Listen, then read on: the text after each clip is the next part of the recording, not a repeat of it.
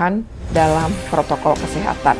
Jadi pada Juli 2021, kalau memang sekolah mau dibuka, yang pertama adalah siap pada protokol kesehatan dan harus disosialisasi. Kedua, infrastruktur. Adaptasi kebiasaan barunya sudah disiapkan. Dan yang berikutnya adalah terkait dengan edukasi kepada anak-anak. Anak-anak dipersiapkan dahulu, sehingga dengan demikian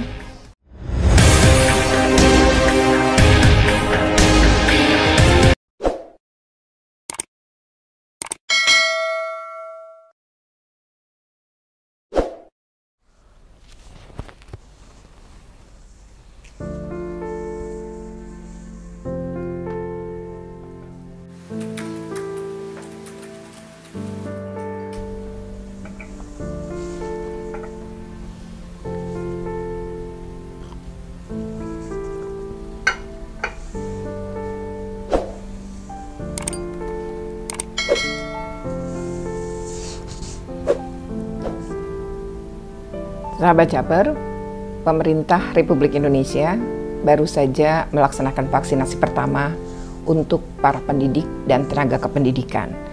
Dimulai dari beberapa kota besar di Indonesia.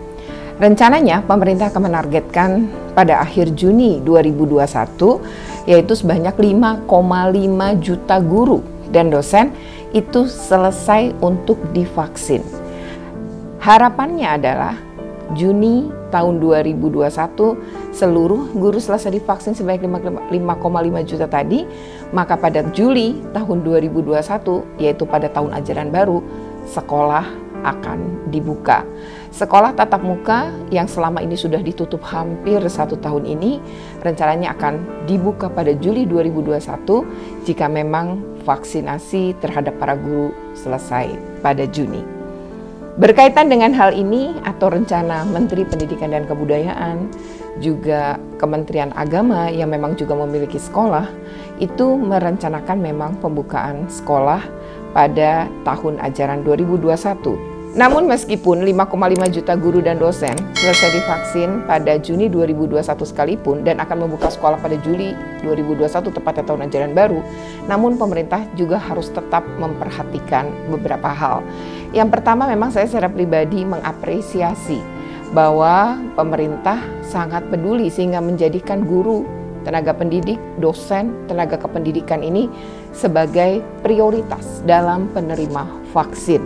Dan secara bertahap seluruh guru dan dosen di Indonesia akan mendapatkan vaksinasi ini secara gratis. Ya, namun yang perlu diperhatikan adalah anak-anak belum divaksinasi. Karena memang belum ada vaksin untuk anak. Belum ada uji coba vaksin untuk anak. Sementara kalau bicara sekolah, kalau gurunya 100, muridnya bisa lebih dari 1000. Oleh karena itu jumlah murid kan jauh lebih banyak. Oleh karena itu tetap saja harus hati-hati ketika sekolah akan dibuka. Hal yang perlu diperhatikan diantaranya adalah pemerintah harus juga mengupayakan atau merancang pengujian vaksin untuk usia anak. Karena ketika gurunya divaksin sementara anak-anak tidak, maka herd immunity atau kekebalan kelompok dalam satu populasi ini bisa tidak tercapai. Memang herd community ini memang bisa saja diwujudkan di mana kekebalan populasi akan dibentuk, di situ kekebalan terjadi dilakukan melalui infeksi atau vaksinasi. Nah, ketika ada orang-orang yang sudah terinfeksi COVID-19, dia bisa saja kemudian menjadi kebal terhadap ini, walaupun ini juga sedang dalam penelitian karena beberapa kasus orang yang terkena COVID-19 beberapa bulan kemudian ternyata dia juga terkena kembali. Nah, artinya ini masih dalam penelitian apakah yang bersangkutan juga harus divaksin. Yang kedua adalah orang yang tidak pernah terkonfirmasi atau terinfeksi COVID-19, berarti dia akan diberi vaksin. Nah, kekebalan dalam herd immunity itu setidaknya kan di dalam sebuah komunitas itu harus ada persentase ya, agar anak-anak yang tidak divaksin ini juga harus atau yang tidak divaksin ini akan kebal. Nah, tentu saja akan terlindungi gitu ya dari orang-orang yang sudah divaksin. Tetapi ketika jumlah guru dan murid jomplang, tentu tidak mungkin juga menciptakan tadi kekebalan kelompok ini. Nah, berarti harus diperhatikan oleh pemerintah untuk menguji coba vaksin ya untuk usia anak. Yang ketiga adalah mendorong para pendidik, tenaga kependidikan yang sudah divaksin ini tetap harus melakukan protokol kesehatan. Ya 3M, memakai masker, menjaga jarak, mencuci tangan dengan sabun. Jangan mengira bahwa ketika kita sudah divaksin seolah-olah kita bebas. Ketika sudah divaksin seolah-olah kita tidak perlu menggunakan masker dan kita abai menerapkan 3M. Nah, ini yang karena kita masih dalam masa pandemi, maka meskipun sudah divaksin, kita tetap menerapkan 3M. Nah, para guru ini harus menjadi model juga bagi murid-muridnya. Para guru ini juga harus menerapkan 3M. Nah, kepatuhan para guru ini akan sangat mempengaruhi kedisiplinan anak-anak. Karena anak itu memang sebagian besar itu adalah peniru ulung. Nah, kemudian vaksinasi ini diberikan secara bertahap. Artinya, pemerintah tidak bisa langsung memberikan pada seluruh penduduk, tetapi secara bertahap-tahap. Karena secara bertahap, artinya vaksinnya jumlahnya terbatas, maka banyak orang yang belum divaksin. Sehingga virus ini akan tetap ada dan tetap menyebar. Artinya tetap beresiko ketika ada kerumunan, ya seperti pembelajaran dalam satu ruangan tertutup, tentu tetap akan beresiko. Nah, oleh karena itu, meski para pendidik dan tenaga kependidikan itu sudah divaksin, namun menurut saya pemerintah pusat dan pemerintah daerah tetap harus memastikan penyiapan pembelajaran tatap muka dengan infrastruktur maupun dengan SOP atau protokol kesehatan yang ketat. Nah, ini protokol kesehatan yang ketat ini mulai dari anak datang, anak di dalam sekolah, dalam proses mulai dari layanan BK, layanan perpustakaan, sampai anak kembali pulang ke rumah.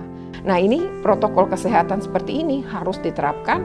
Setelah itu juga selain dibuat oleh sekolah disiapkan, itu harus disosialisasi. Kalau sudah disosialisasi, itu juga harus dipastikan sosialisasi juga tidak berhenti, terus-menerus diingatkan. Jadi yang pertama kali masuk sekolah uji coba, itu sebenarnya 3 bulan pertama adalah menerapkan 3M.